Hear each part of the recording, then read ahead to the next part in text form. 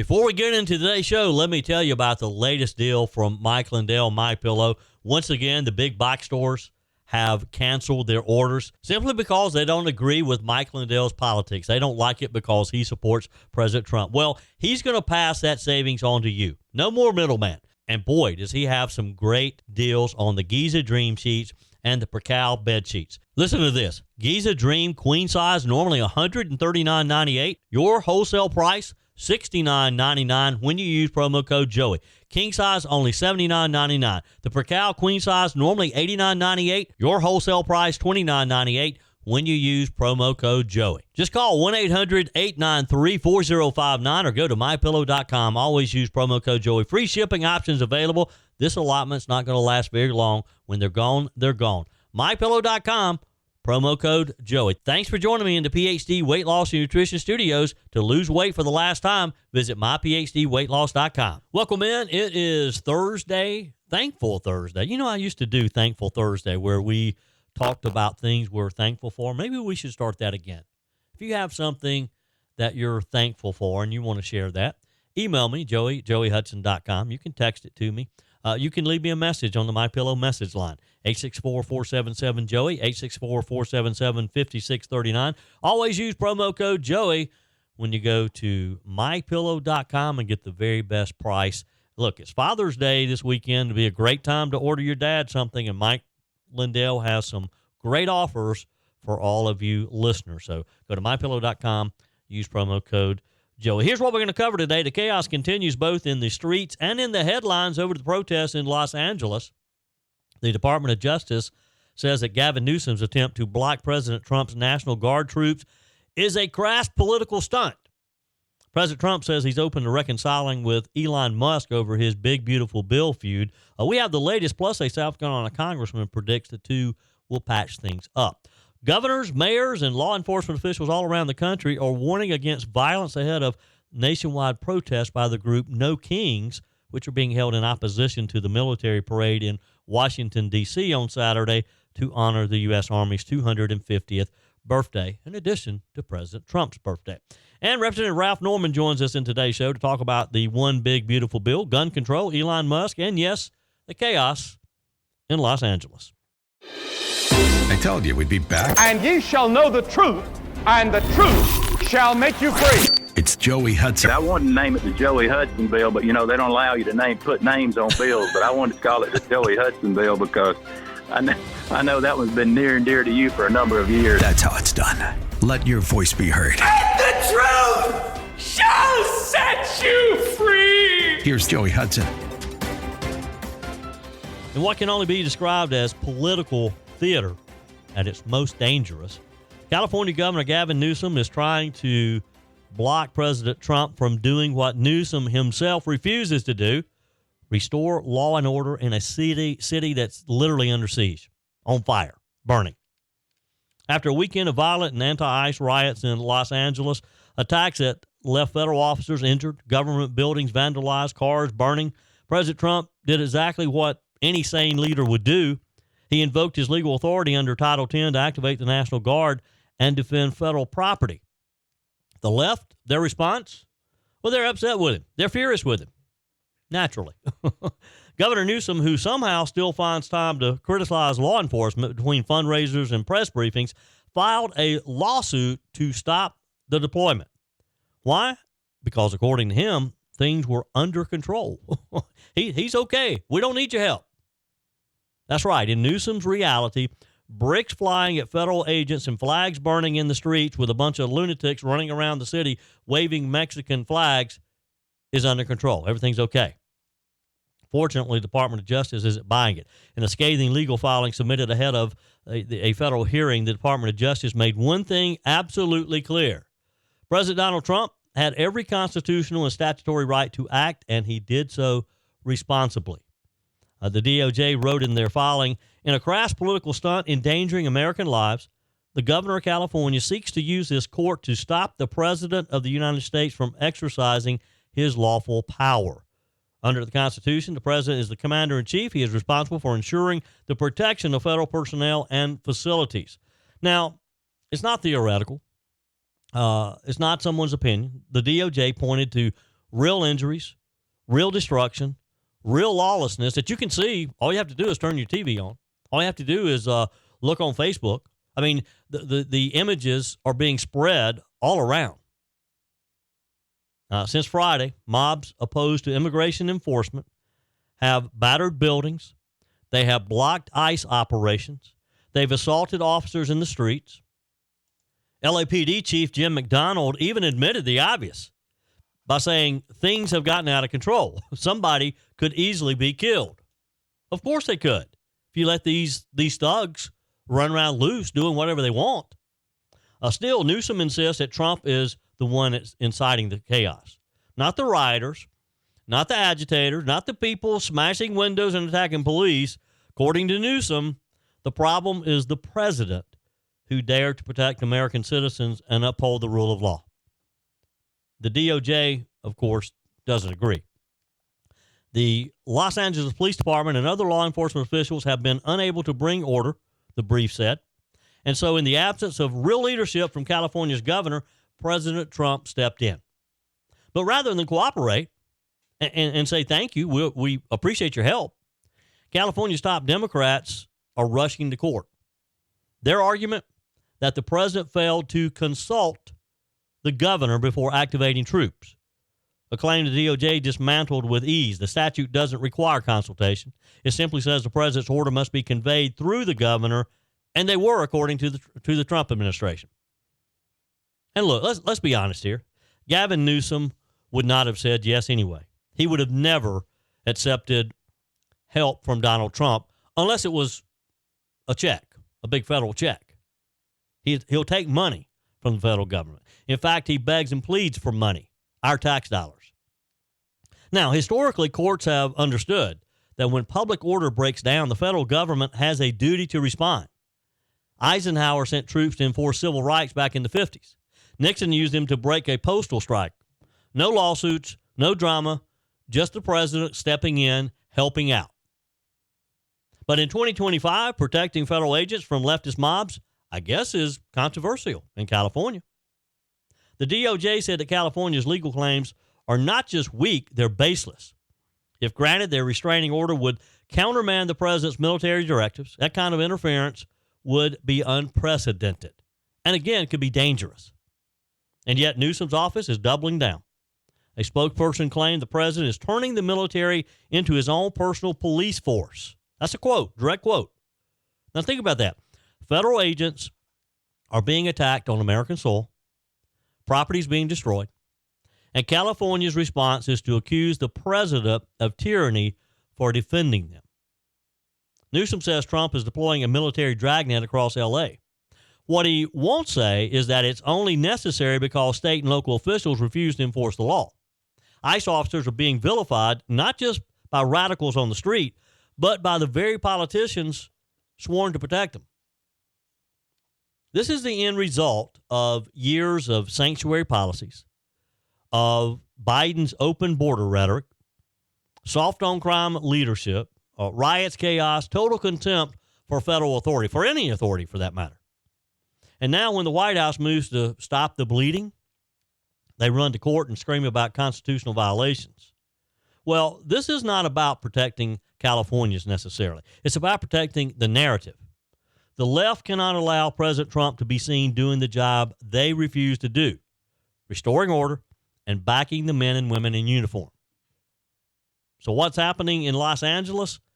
It's a test of political courage. President Trump passed, Gavin Newsom flunked, big time. The court should side with the Constitution and common sense and with the rule of law and reject this reckless, politically motivated lawsuit for what it is, a desperate distraction from Democrat failure.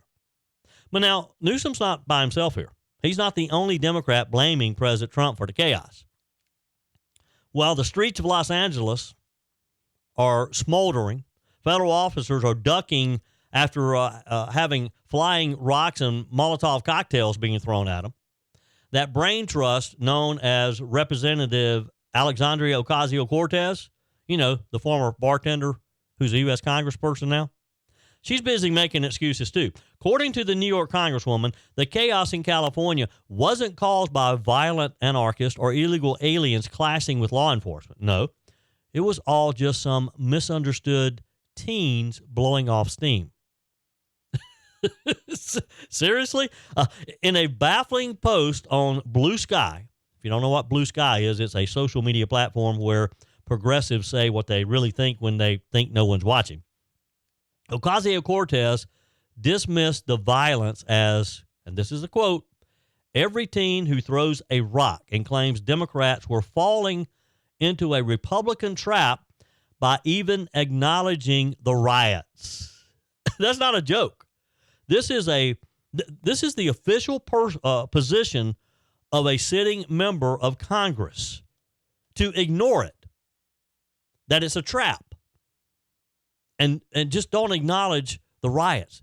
Is she just completely nuts? Wow. Forget the burned vehicles. Forget the businesses that have been looted. Forget the law enforcement officers who have been sent to the hospital, or these the Molotov cocktails hurled at federal buildings. To AOC, it's just all a distraction. And, of course, somehow President Donald Trump's fault. Because in AOC's world, the riots that erupted after ICE raids in a sanctuary city are not the fault of the criminals or the local leaders who, let's be honest here, enables them.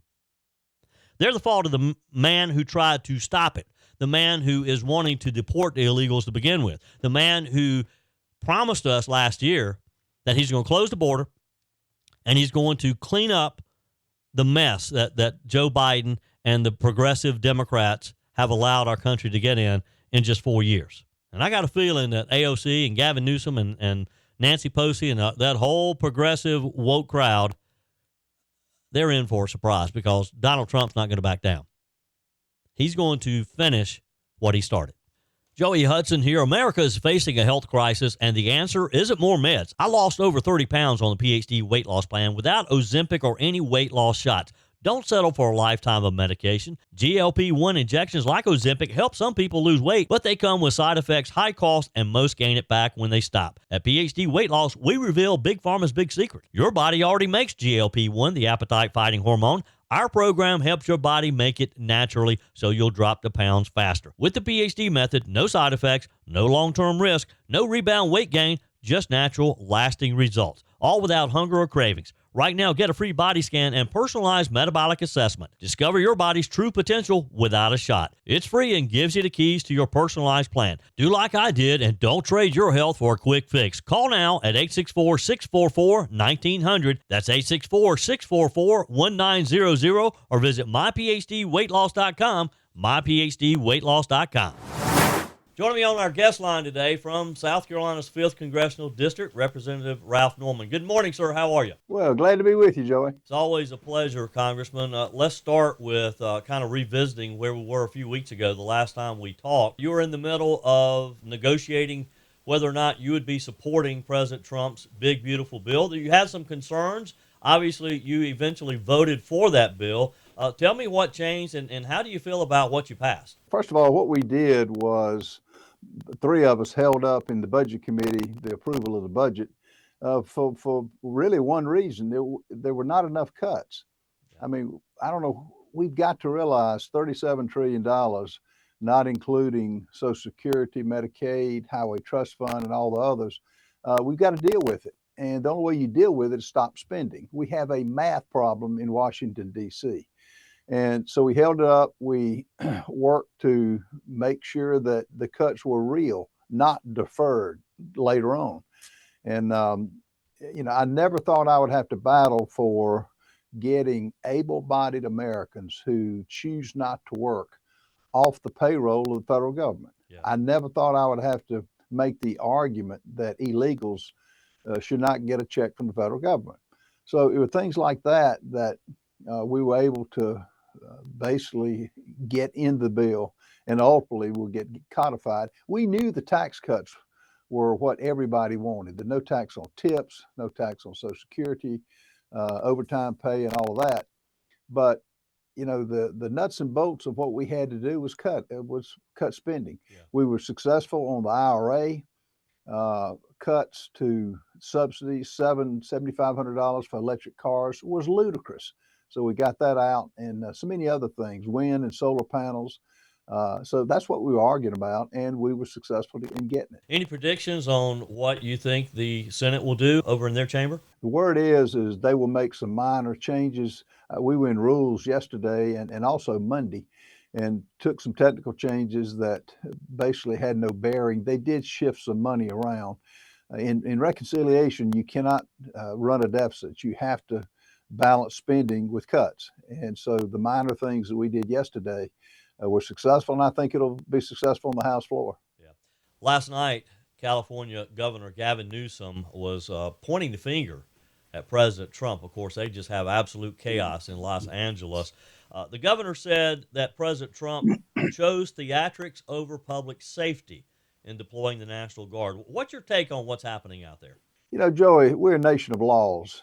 When you see cars being burned, when you see buildings being broken into, looted, when you see police officers getting fireworks thrown at them, bricks, this is an orchestrated event. And for an elected official to say what he said, is just, he's taking the side of the criminals. And Gavin Newsom ought to pay a political price on that. It's going to take the people of California doing it. But, I've never heard somebody so blatant who is fanning the flames of lawlessness, and to say that it's going to spread to other cities. Why doesn't he say, we're going to protect our law enforcement, we're going to protect our business owners? He's taking the side of criminals, and it's a sad day in this country when he does that. Yeah, we've seen that this Abraco Garcia, or whatever his name is, who was sent to El Salvador, was in prison down there after he was rounded up with a number of others. He's back on U.S. soil now. The Democrats are applauding this as victory, that he's back in the United States. Of course, it appears that he's probably going to be headed back at some point. The Trump administration admitted that maybe there was a mistake made there in sending in deporting him initially, that there was part of a process there that needed to be taken care of. We saw body cam video of him in Tennessee just this week, had a car full of people. Obviously, he was in some type of human trafficking. What eventually is going to happen to him, do you think? And why would the Democrats want him back in our United States? The Democrats have lost their way. The Democrats are now the Democrats of lawlessness, and they side with the criminal. Where's the empathy for the victims? Yeah. Do we have to have more and more Lake and Rileys multiplied across this country? No. But they wonder why their approval ratings are so low. They're just wrong on not protecting Americans and protecting criminals. He's a known gang member. And what needs to happen is he needs to be out of the country, in jail, into his home country. But they continue to side with criminals and with those who are doing wrong to Americans. Where is the empathy that the Democratic Party has? They have no empathy. They are trying to figure out why they have lost their way. But the American people have got a front row seat now to what they are choosing, which is lawlessness. And if it spreads to the other cities, Donald Trump is going to deal with it because he's got the courage, and it's the right thing to do. Representative Ralph Norman is with me today. Congressman, your colleague from South Carolina, Representative James Clyburn, has introduced a bill. He's introduced this in the past. In his words, it will close the loophole that allowed Dylan Roof to purchase the gun that allowed him to kill those innocent folks in Mother Emanuel, coming up on the 10th year anniversary. The bill will give the FBI 20 days for a background check. He's tried this before, as mentioned. Does the bill go anywhere this time? No, it will not go anywhere. The left, the Democrats have always wanted to take our guns, our Second Amendment rights. Criminals don't go by the law. Criminals are going to get guns, and to put that kind of restriction on, it will not pass. The Republicans will be unified with this. Now, as always, the Democrats will probably vote in bloc, basically to take weapons away from law-abiding Americans, or make it so difficult from a time standpoint to get a gun. no, it shouldn't go anywhere. And he can put it up all he wants, but I think it'll fail again, as it should. Yeah. One final question for you, Representative Norman, before I let you go today. You mentioned earlier the EV tax credits in the big, beautiful bill. What is going on between Elon Musk and President Trump? You know, Elon Musk, and I've told all the media outlets that I've interviewed with, is a great American. He's a phenom. What he's done for this country is no one else could do. He's right on the spending. Was it enough? I would love to see 5 to 10 trillion out, but they'll get back together. He's a true American. He's a true patriot. And he can say what he wants. I think he's frustrated with the slowness of the wheels of government. So am I, and so am others. But he's done such a great thing. And Donald Trump and he I think, will get back together at some point. Congressman, it's always a pleasure. Appreciate your time. My pleasure. Thank you. President Donald Trump appeared in a brand new podcast yesterday, and he said in the interview that he is open to reconciling with Elon Musk over their falling out due to Trump's One Big Beautiful Bill. The interview was with Miranda Devine. It's her new podcast called Pod Force One. And the president said that he was disappointed in Musk, but said things like this happened, and that he's open to mending fences. Here's an excerpt. And that's phase one, that no hard feelings. You know, You can do to forgive him. Could you see that happening? Well, I have no hard feelings. You know. And what happened with Elon? Is there anything that you can do to forgive him? Could you see that happening? Well, I have no hard feelings. You know, I was really surprised that happened. He went after a bill that's phenomenal. It's the best thing we've ever signed in this country, and that's phase one. Phase two, phase three. All of a sudden, it all comes together. It's coming together so well. And when he did that, I was not a happy camper. So it's too bad. You said he had problems. What kind of problems? I mean, is it the drugs? I don't know what his problem is, really. I don't know. I haven't thought too much about him in the last little while, but the bill is so good. When he went after the bill, this bill is going to turn around this country so fast your head will spin. It's good for everyone. It's also a tax cut. It's a massive tax cut. It's an extension of debt, which we need. We have to get that. And then we're going to start paying off debt at record levels. It's tariffs on certain people. It's, by the way, no tax on tips, no tax on Social Security. You know, all your promises. Yeah. And I mean, it's no tax on overtime. If a worker works overtime, there's no tax. That's going to be a great stimulant for the country. No, I think your bill is great, and he just didn't I think get that. He feels very badly that he said that, actually. And maybe it was something else. I mean, he had the fight with Scott Besson outside your office. Yeah, well, they had not a fist fight, people, but I guess they had a little bit of a shouting match. But that's Did you hear it? That's typical. I heard it a little bit. That's sort of typical about, that happens. You were very kind to him. I saw you together, and I think he treated you a bit like a father. And I was disappointed. In him, but it is what it is. That happens. Things like that happen. I don't blame him for anything. That I was a little disappointed. Could you reconcile? Say it? Could you reconcile with him? Do you think? Could you forgive him? I guess I could, but we have to straighten out the country. Yeah. And my sole function now is getting this country back to a level higher than it's ever been. Again, that's President Trump on the debut episode of Pod Force One with Miranda Devine. The podcast is going to be a weekly podcast. As I understand it, she'll be interviewing very high-profile leaders. And boy, what a way to kick off a podcast, huh? The relationship, of course, between Musk and Trump is kind of odd. I got to say, when they started whirling insults back and forth on X, I'm thinking, what are they doing? According to some of the posts and what we've been able to read, the relationship between the two began souring after Mr. Musk called out Trump's bill in a June 3rd post on X, saying, "I'm sorry, but I just can't stand it anymore. This massive, outrageous, pork-filled congressional spending bill is a disgusting abomination." Shame on those who voted for it. You know you did wrong. You know it. Now, the two then traded fierce social media barbs. I mean, honestly, it was kind of like some teenage boys in a feud over a girl. With Musk even saying Trump was in the so-called Jeffrey Epstein files.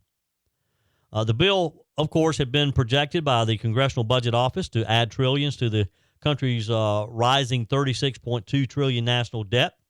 Trump's spending bill meant to extend his 2017 Tax Cuts and Jobs Act, as well as provide new funding for the border and defense, passed the House on May 22nd. It's currently in the Senate. We've been watching it closely. You heard the president talk about it some just a moment ago with when he was being interviewed by Ms. Devine. So Musk has appeared, though, to soften his tone in recent days, saying in an X post just yesterday, "I regret some of my posts about President Donald Trump last week. They went too far." Yes, sir, I think they did go too far. President Trump told Ms. Devine, you heard him saying, "I haven't thought too much about him in the last little while," because he's kind of busy, you know. Later yesterday, President Trump told the New York Post that it was very nice that Musk had issued what is considered a apology, I guess. Now, as you heard a little earlier in the show, South Carolina Representative Ralph Norman believes that President Trump and Mr. Musk will, quote, get back together. You know, Elon Musk, and I've told all the media outlets that I've interviewed with, is a great American. He's a phenom. What he's done for this country is no one else could do. He's right on the spending. Was it enough? I would love to see 5 to 10 trillion out, but they'll get back together. He's a true American. He's a true patriot. He can say what he wants. I think he's frustrated with the slowness of the wheels of government. So am I, and so am others. But he's done such a great thing. And Donald Trump and he, I think, will get back together at some point. There you have it. Representative Ralph Norman telling us he thinks that they're going to patch it up. They'll be good. And look, I hope they do. They accomplished way too much together in the first 100 days or so. Well, 130 days. That was Musk's tenure. And they both have so much to offer working together. So I hope they do patch it up. Republican governors in South Carolina, Texas, Utah are warning against violence ahead of nationwide protests by the group of known as No Kings, which are being held in opposition to the military parade in Washington, D.C. on Saturday to honor the U.S. Army's 250th birthday. Now, it's also going to be President Trump's 79th birthday, as well as Flag Day. The warnings come as daily riots, of course, in Los Angeles have erupted since last Friday, following the immigration customs enforcement operations to arrest illegal aliens, many with criminal records. And this group is planning these protests all around the country. South Carolina Governor Henry McMaster said that that he would put his state on an elevated sense of alert if it's necessary. His comments came hours after Republican Attorney General of South Carolina Alan Wilson said his office is aware of potential coordinated protests and acts of civil disobedience planned for Saturday, adding that protesters who attack law enforcement, destroy property, or endanger lives will be prosecuted to the fullest extent of the law. In other words, don't take your protest on the streets of Columbia, South Carolina, or Greenville, South Carolina, or Spartanburg, or Charleston, and think you're going to get away with what they are doing in Los Angeles. Not going to happen here. McMaster said, if people want to protest and want to voice their opinion, that's fine. But when you start destroying property, scaring people, hurting people, that's when law enforcement swings into action. I would urge people who want to cause trouble in our state to think twice, because this is not the place to cause trouble. You will be held accountable. Texas Governor Greg Abbott also announced he will deploy the Texas National Guard across the state to quell any possible violence. Utah Governor Spencer Cox told protesters, just a word of warning to anybody who is thinking about any type of violence or chaos or property damage or vandalism. It will not happen here, and you will be held accountable. We are going to be overprepared. No Kings says Saturday is a nationwide day of defiance, during which Americans can stand up to, quote, reject authoritarianism and reclaim patriotism in the name of democracy. The flag doesn't belong to President Trump. It belongs to us, the group said on its website. Matt McCool, special agent in charge of the Secret Service, reportedly said that law enforcement agencies are preparing for hundreds of thousands of people to attend Saturday's military parade. President Trump warned that protesters at the parade will be met with a very big force. No Kings also said on its website that a core principle behind its protest is a commitment to nonviolent action, saying we expect all participants to seek to de-escalate any potential confrontation with those who disagree with our values and to act lawfully at these events. Weapons of any kind, including those legally permitted, should not be brought to the event. And let's hope that they heed that advice. Other cities all around the country issuing the same warning. Look, the problem with this is you have these groups, and maybe No Kings doesn't plan any violence, but you have these groups who get the permits for local protest. They do their protests, they leave, and some of the hoodlums hang back, and they're the ones who end up causing the problems. They're the ones who wreak havoc on local law enforcement. I heard Greenville County Sheriff Hobart Lewis in my area say, hey, not going to happen on my watch. You start trouble in Greenville, you're going to find yourself in the detention center. Sheriff Lewis was quoted as saying that he didn't mind filling up the detention center if that's what it took. Meanwhile, Senator Josh Hawley has initiated an inquiry into whether the Los Angeles protests were funded by a nonprofit group. In the post, Hawley said, who is funding the L.A. riots? This violence isn't spontaneous. As chairman of the Judiciary Subcommittee on Crime and Terrorism, I'm launching an investigation to find out. Hawley wrote to Angelica Salas, executive director of Coalition for Humane Immigration Rights of Los Angeles, requesting information on the organization's alleged role in funding the violence. Look, revoke their nonprofit status. Make them pay taxes on all the money that they raise. That'll quiet them down. That'll shut them up. Your comments are welcome on the Furman Ford text line, 864-477-JOEY. That's 864-477-5639.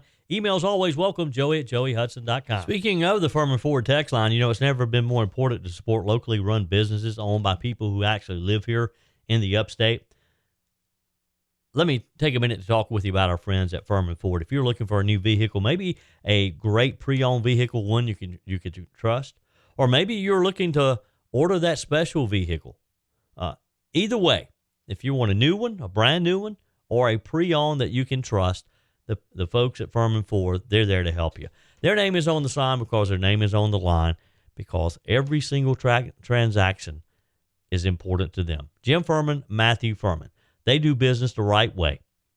When you stop by, when you give them a call, or maybe when you just send them a quick email, you're always going to have access to a member of the Furman Ford family. And by the way, they also offer great service, and you're not going to have to wait weeks and weeks to get it done. And you do not have had to purchase your vehicle at Furman Ford. Doesn't even have to be a Ford. They service all makes and models. Visit my friends at Furman Ford online at furmanford.com, furmanford.com. A man who is set to be executed tomorrow in South Carolina is asking for a delay. We have that story in just a minute. First, the town of Central South Carolina, home of Senator Lindsey Graham, is facing legal action alleging repeated violations of South Carolina's Freedom of Information Act and agreeing on contracts outside of scheduled public meetings. In the lawsuit filed June 6, town resident Jack Queener claims that the town held multiple closed-door meetings without legally required justification. They authorized a contract for a planning consultant, he says, and discussed a tax increment finance program in private, a topic the public had a right to hear about ahead of the program's approval back in February. The suit names the Pickens County town, its administrator, Philip Misho, the council, and two specific elected officials by name, Mayor Andrew Beckner and Councilwoman Paige Bowers. As of June 10th, the defendants haven't answered the suit, according to online records. Defendants held illegal executive sessions, according to the suit. that did not follow proper procedure for holding executive sessions, entered into an unauthorized contract, failed to publish meeting minutes, published inadequate minutes, refused to publish a summary of public comments, and on at least one occasion added an item to the agenda without proper notice or emergency circumstances, again, according to the lawsuit. Central Town Council went into executive session on multiple occasions without sufficient reason. The suit claims that citing terms like legal matter and contractual matters. Those descriptions are too vague under FOIA law, the suit alleges. Now, here's what happens. This is not unusual for these small towns. You get people on these small city councils. They don't have a lot of experience on these type things. Some of them don't even know Robert's Rules of Order. They don't know procedures like this. They don't realize that you can't just go into executive session because you don't want people hearing what you're saying. But they use executive session a lot. A lot of these small towns do. A lot of governing bodies do. They abuse it. A lot of HOAs use executive session. Executive session is very simple. It is a tool that, when properly used, can allow bodies like this, city councils, HOA governing boards, school boards, county councils, when they are discussing, say, HR matters, things that do require or should not be public. But you have to announce before you go into executive session a general idea of what you're doing. You can't vote in executive session. And when you come out of executive session, you have to make a statement on what you're going to do, what action you're going to take going forward. These cities and all, they don't understand that. They abuse it. They use it when they just simply don't want people to know what they're talking about. Mr. Queener also claims that the council approved a contract for an independent planning consultant after getting approval for the contract over the phone. The suit alleges the appropriation of funding via this contract is without authorization and violates FOIA requirements for a public body to commit itself to a course of action. The council frequently does not record or publish minutes of its meeting, according to the suit, which is a big no-no. The lawsuit lists multiple work sessions and special call meetings in 2024 and in early 2025 where minutes were not recorded or published. The suit says the minutes are so inadequate that a member of the public is not able to review and understand what is taking place at the meetings. Minutes of meetings had not been published online past March 10th, 2025, the suit said, though 2 additional documents from April were online as of June 9th. The lawsuit requests a judge to review the council's actions and deem them illegal, publish the content of the illegal meetings, and nullify the contract that was approved for the consultant. We'll see. If you're on city council, if you're on one of these small boards or commissions, you have to be careful because it's still the public's business. Executive session is not a way for you to hold your secret meetings.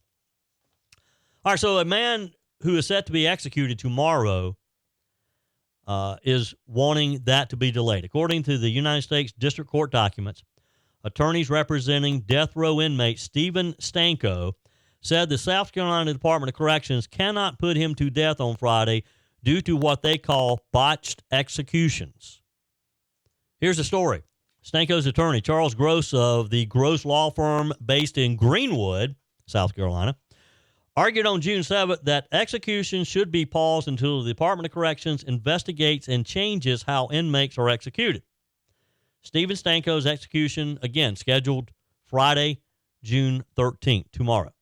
A jury found Stanko guilty in 2005 of murdering his 43-year-old girlfriend, Laura Ling of Murrells Inlet, and 74-year-old Henry Turner of Conway. On May 30th, Stanko elected lethal injection as his method of execution. You get to do that. That's your option.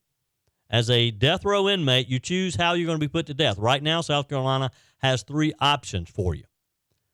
Lethal injection, Old Sparky, the electric chair, or by firing squad, which we've had. That's a new option, and we've had 2 choose that since it was put into place. The document cited how the last 3 men put to death by lethal injection remained alive for more than 20 minutes after receiving the dose of pentobarbital. The document also mentioned Mikhail Maldi, the previous man executed by firing squad. Maldi's attorney said the firing squad assigned to carry out the execution on April the 11th missed McCall's heart. Now, this has been litigated over and over for years now. I mean, we just started having executions recently because of legal delays for years. For many years, we could not get the drugs needed for lethal injection. And that's what all the inmates were choosing. Lethal injection, because they knew the state wasn't using it because they couldn't get the drugs. The legislature changed the law. And now, if one is not a valid option, then you have to choose one of the other two. You can't use the excuse of not being able to get the lethal injection because of no drugs. You're forced to choose the electric chair or firing squad now if the lethal injection is not available. Gross said that having to choose between the methods limits his client Stanko's rights. In his document, he said, forcing a choice between the defendant's two unconstitutionally performed execution methods, his rights will silently be extinguished. Again, this has been litigated and litigated. He also said that this choice cannot guarantee that the elected execution method will not violate the cruel and unusual punishment clause. Yes, well, that's been litigated as well. Gross used previous executions as examples of how lethal injection and the firing squad could both be cruel and unusual punishment. The last firing squad received headlines because the person did not die immediately. It was like 15 seconds. Witnesses claimed that they heard him making noises and did not die immediately. The autopsy evidently showed that they missed his heart by just centimeters. The state's legal counsel released a response June 9th stating that since Stanko elected lethal injection and didn't make any objections prior, it makes his current stay request invalid. Thomas Limehouse Jr. is the chief legal counsel for the state. He said if Stanko wanted to bring a challenge like this one, he had to do so before his election. The state's legal counsel followed up their statement by stating how Gross never brought any alternatives that wouldn't be cruel or unusual when conducting an execution. I don't think this is going to work. Don't think he's going to get a delay. Look, I get it. It'd be tough to have to choose how you're going to die. But Mr. Stanko should have thought about that before murdering his 43-year-old girlfriend and murdering 74-year-old Henry Turner that fateful evening.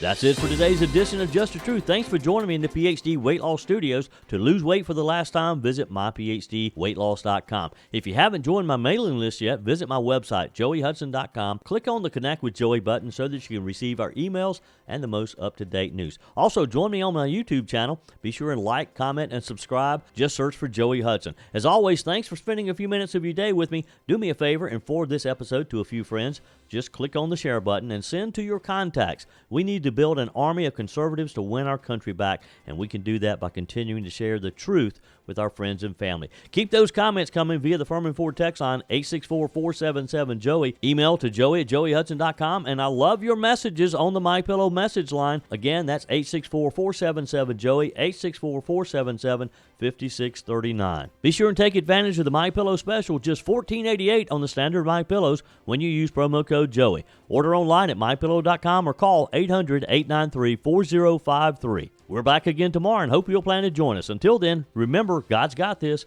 He's still in control.